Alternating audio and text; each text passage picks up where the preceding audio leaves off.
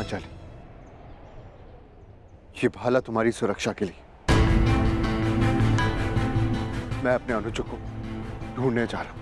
मैं भी साथ चलूंगी आर्या। नहीं पांचाली, संकट पता नहीं कितना बड़ा होगा। ये भाला अपने पास रखो। और हाँ, यदि मैं ना लौटा तो तुम सुरक्षित पांचाल लौट जाना। परंतु पांचाली, ये मेरी आज्ञा है।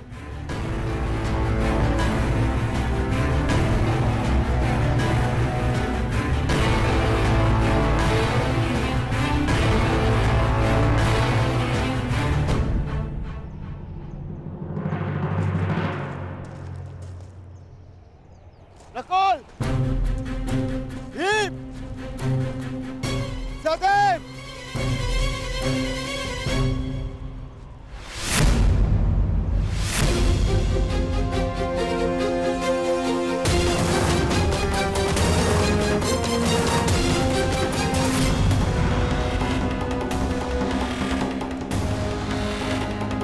भीम, भीम, उठो भीम। सहदेव, सहदेव, नकुल, आंखें खोलो। अर्जुन, अर्जुन अपनी आंखें खोलो। अर्जुन, उठो मेरे अनुजो, उठो, उठो अनुजो, उठो।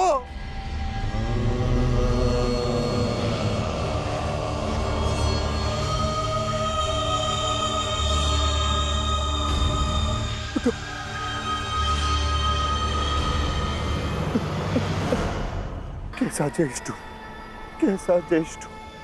युद्ध में हारे जाने के पश्चात भी जिन्होंने मुझ पर अपना विश्वास नहीं हारा,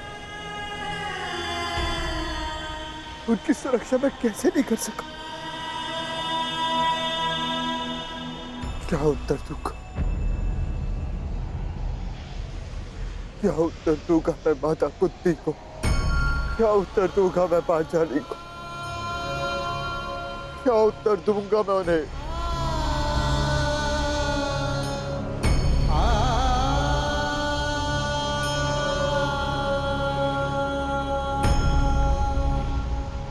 मैं नहीं जानता कि आप कौन,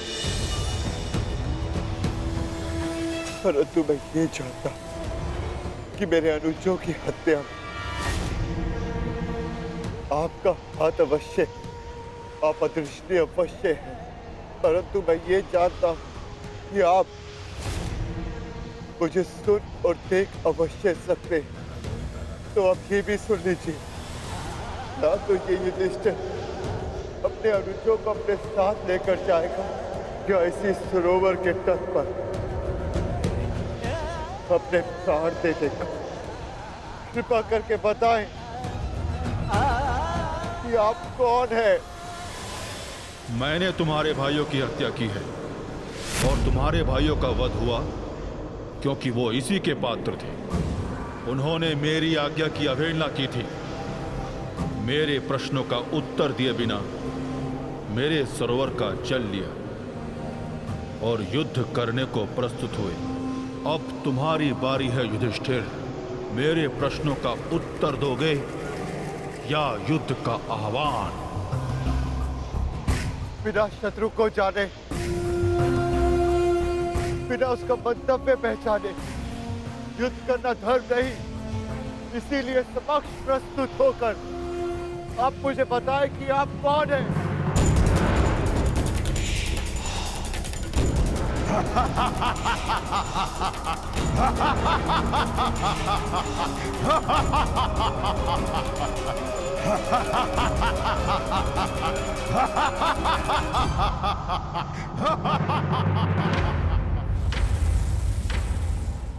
मैं यक्ष नायक हूं और ये सरोवर मेरा है।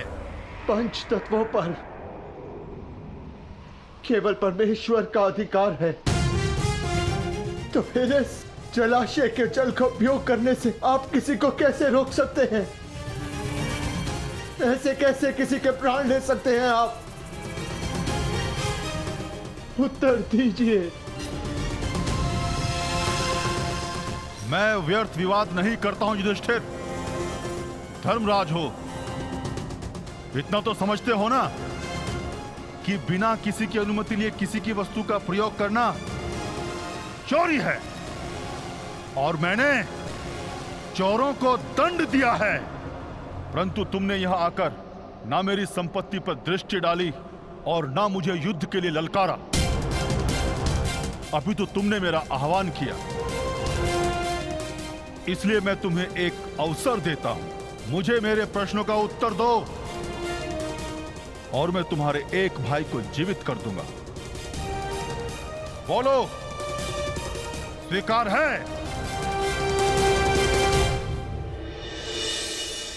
हे प्रभु,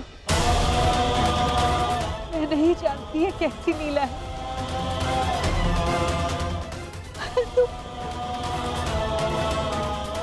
इस मां की परीक्षा मत लो। मेरे पुत्रों की रक्षा करो प्रभु, मेरे पुत्रों के। अपने भाइयों के पश्चात मुझे अपने जीवन का कोई मोह नहीं है महोदय।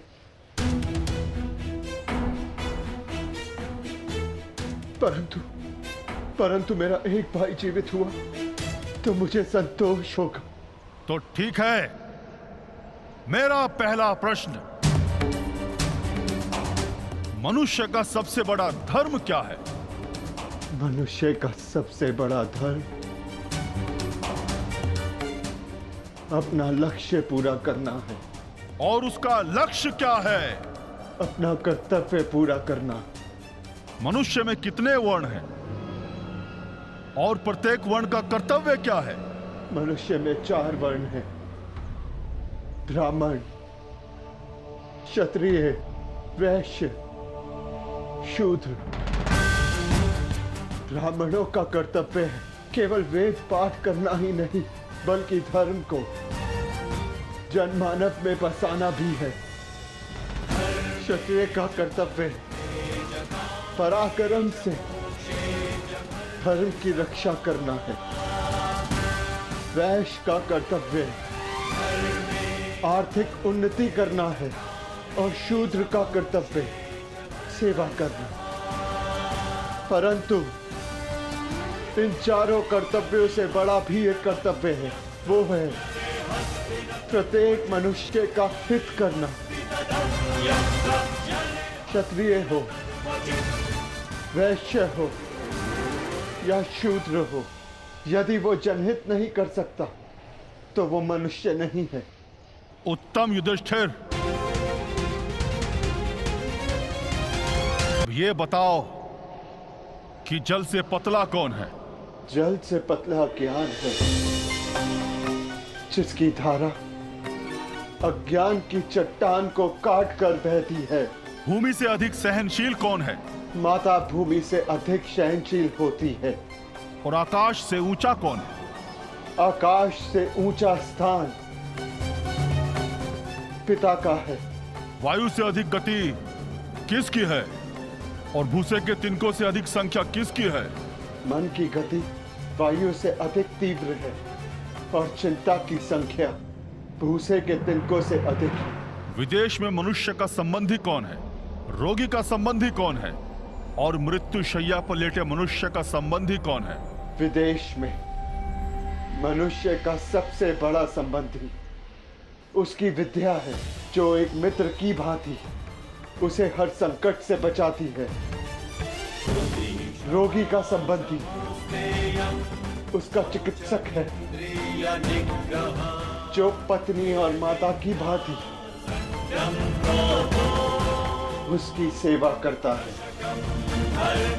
और मरने वाले का संबंधी केवल धर्म और दान है, उसके सत्कर्म है, जो मरने के पश्चात उसके साथ जाते हैं। क्या है जिसके नाश से मनुष्य सबका प्रिय बन जाता है? क्या है जिसके नाश से मनुष्य सुखी हो जाता है? और कौन सा शत्रु है जो मनुष्य का नाश करता है? अहंकार के नाश से मनुष्य सबका प्रिय हो जाता है। कामनाओं के नाश से वो सुखी हो जाता है। और वो शत्रु जो मनुष्य का नाश कर दे वो क्रोध है। अंतिम प्रश्न युधिष्ठिर, बताओ संसार का सबसे बड़ा आश्चर्य क्या है? मनुष्य प्रतिदिन सहस्त्रों को जन्म लेते हुए देखता है, सैकड़ों को मरते हुए देखता है, जो जानता है कि उसे भी एक दिन मर जाना है, फिर भी सदा जीने की चाह रखता है। ये संसार का सबसे बड़ा आश्चर्य है। तुमने मुझे संतुष्ट किया युधिष्ठिर, मैं प्रसन्न हुआ। बताओ तुम्हारे किस भाई को जीवित करूं, भीम को या अर्जुन को? ये दोनों महाबली हैं, तुम्हारी रक्षा कर सकते हैं। मनुष्य की रक्षा ना भीम से हो सकती है ना अर्जुन से। मनुष्य की रक्षा यदि हो सकती है तो केवल उसके धर्म से, और मेरा धर्म कहता है कि जो मेरे लिए सबसे पहले दांव पर लगा, जिसने मेरी प्यास बुझाने के लिए सबसे पहले अपने प्राण दिए, मेरा वो अनुज नकुल जीवित हो जाए। हमारी दो माएं हैं, एक माता कुंती का पुत्र, मैं जीवित हूं, और दूसरी माता मादरी का पुत्र नकुल जीवित रहे। अति उत्तम युधिष्ठिर, जो विपत्ति में भी न्याय और धर्म का साथ नहीं छोड़े वही सफल होता है। तुम अपनी परीक्षा में सफल हुए।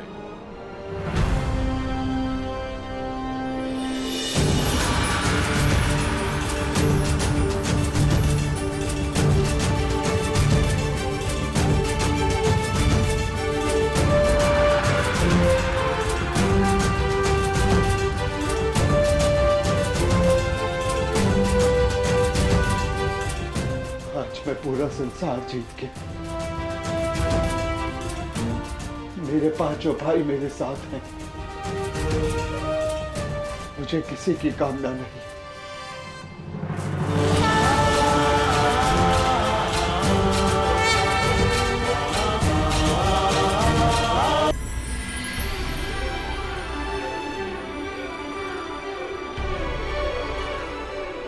मैं धर्मराज हूं युधिष्ठिर, तुम्हारा पिता।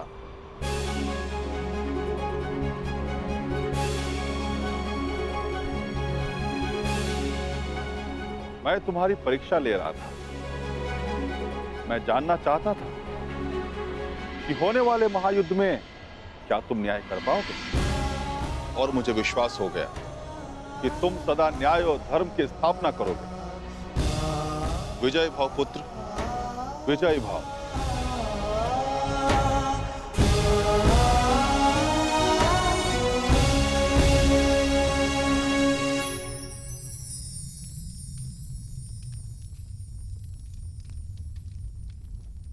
मेरे सभी पुत्र अब सुरक्षित हैं। धन्यवाद देव।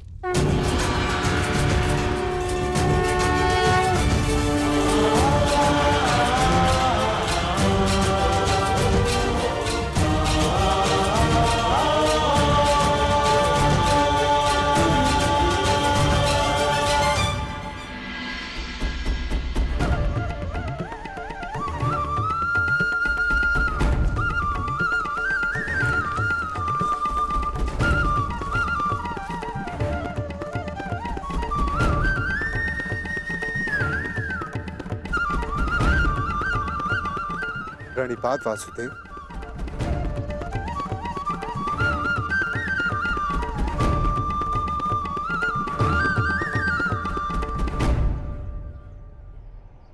आप यहाँ वासुदेव?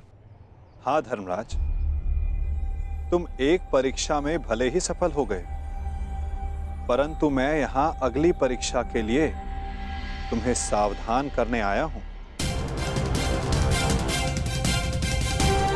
कैसी परीक्षा माधव? अज्ञातवास की परीक्षा अर्जुन, जो सरल नहीं होगी। क्या उसके विषय में कुछ सोचा है? जैसे वनवास कट गया वैसे ही अज्ञातवास भी कट जाएगा माधव। नहीं युधिष्ठिर, मनुष्य को अपनी कठिनाइयों से निकलने के विषय में पहले सोच लेना चाहिए, क्योंकि कठिनाइयों का लाभ उठाने के विषय में उसके शत्रु पहले सोच लेते हैं। असंभव! कैसे हो सकता है ये? पांडव बचकर कैसे निकल गए?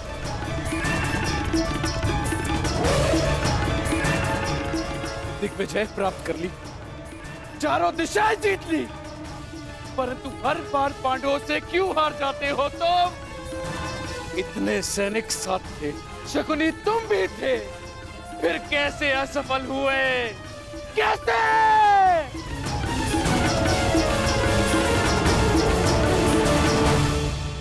रुष्ट ना होइए महाराज, हम असफल नहीं हुए, क्योंकि पांडवों का अज्ञातवास भंग हो चुका है।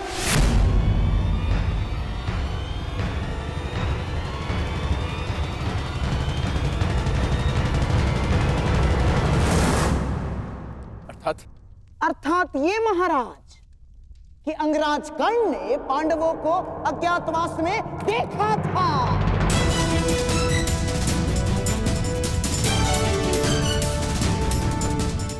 इसीलिए नीति अनुसार पांडवों का अज्ञातवास भंग हो चुका है।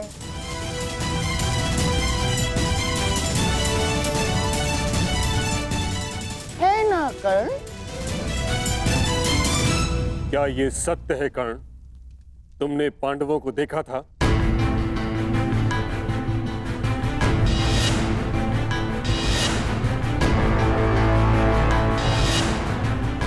जानता हूं पुत्र, तुमने अवश्य पांडवों को देखा है, परंतु अब समय है कि उनके विरुद्ध एक और अधर्म को होने से रोका जा सके।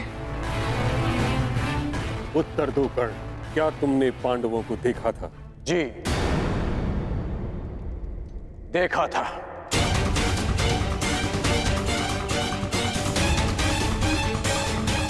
क्या तुम्हारी बात का सत्यापन करने के लिए कोई साक्ष्य है?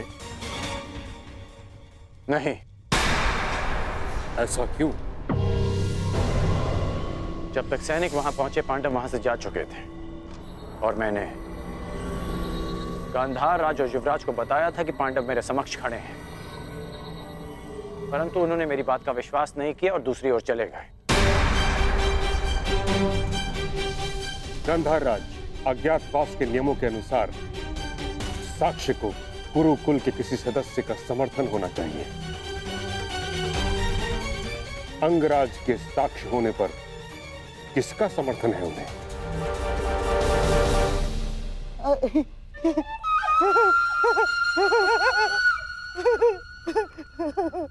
अंगराज कर्ण की बात पर कौन अविश्वास कर सकता है महामहिम?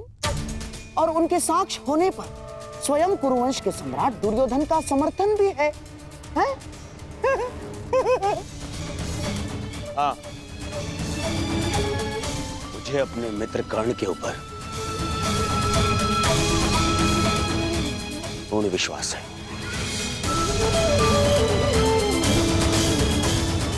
मैं समर्थन करता हूं कि कर्ण ने पांडवों को अज्ञातवास में देखा है।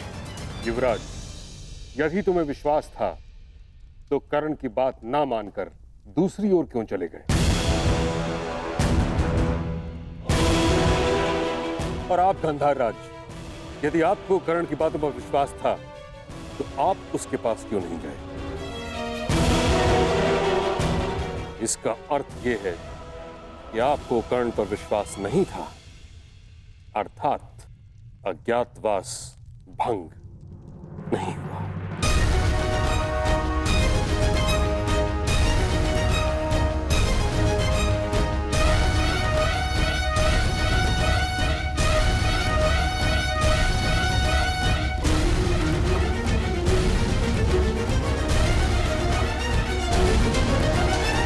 परंतु प्रश्न ये उठता है ताचरी कि अब किया क्या जाए।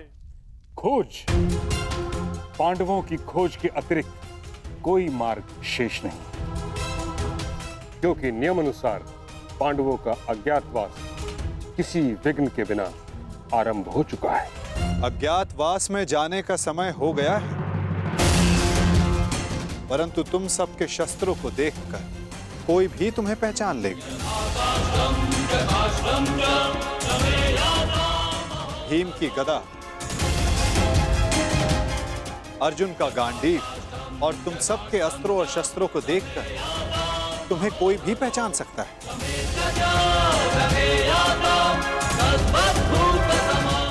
इसीलिए जाने से पूर्व इन्हें छिपा देना आवश्यक है। परंतु कहाँ माधव? यदि किसी ने यह शस्त्र ढूंढ लिए तो? कोई भी स्थान सुरक्षित नहीं है। स्थान सुरक्षित नहीं होता अर्जुन, स्थान सुरक्षित किया जाता है। मैं समझा नहीं माधव। अपने अस्त्रों और शस्त्रों को नीचे रखो।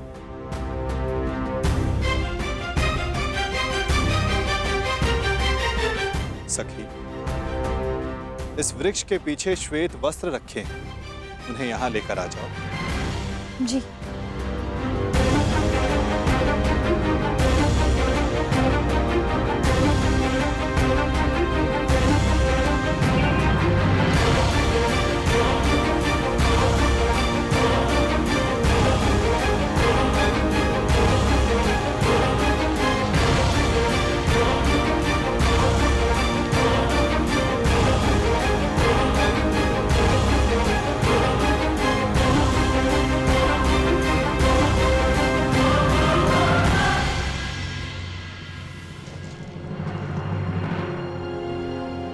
अब जो भी इसे देखेगा उसे यह प्रतीत होगा कि ये एक मृत शरीर है। कुछ लोग भय के कारण तो कुछ लोग घृणा के कारण यहां नहीं आएंगे। इस शमी के वृक्ष पर 1 वर्ष तक ये अस्त्र और शस्त्र सुरक्षित रहेंगे। परंतु अब सबसे महत्वपूर्ण प्रश्न ये खड़ा होता है कि अज्ञातवास में जाओगे कहां?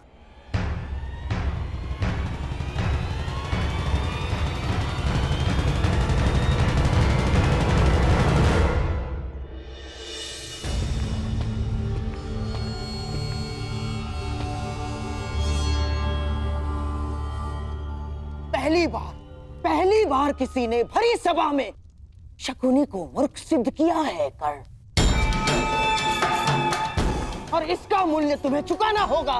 मैंने वन में भी सत्य कहा था और राजसभा में भी। मैं तुम्हें बस मामाजी, बस। एक दूसरे के ऊपर आरोप लगाने बंद कीजिए। तो हो गया तो हो गया। अपने घायल दम पर आरोप का मलहम लगाना बंद कीजिए। और तुम कौन? अपने आप को मेरा सेवक कहते हो ना? तो ठीक है, अब तुम मेरा आदेश मानोगे। जाके ढूंढो उन पांडवों को। केवल 1 वर्ष है मेरे पास, केवल 1 वर्ष। आर्यव्रत के सभी राजा या तो मेरे अधीन है और या मेरे मित्र। तो अब जाओ और ढूंढो इन्हें, गुप्तचर भेजो, जो करना है करो। परंतु मुझे सूचित करो कि पांडव कहां छुपे हैं। बस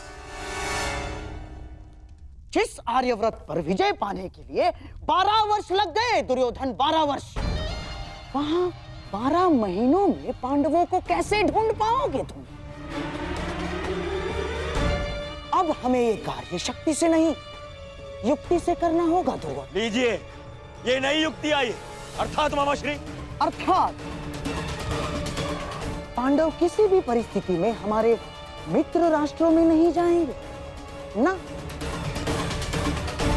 वो वहां जाएंगे जिन्होंने हमारी अधीनता स्वीकार तो कर ली है, परंतु जो मन से पांडवों के पक्ष में है। मन से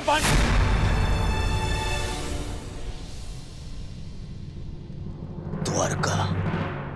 दुर्योधन को लगेगा कि तुम सब द्वारिका में छिपे हो, इसलिए वो अपने गुप्तचर द्वारिका और तुम्हारे मित्र राजाओं के यहाँ भेजेगा।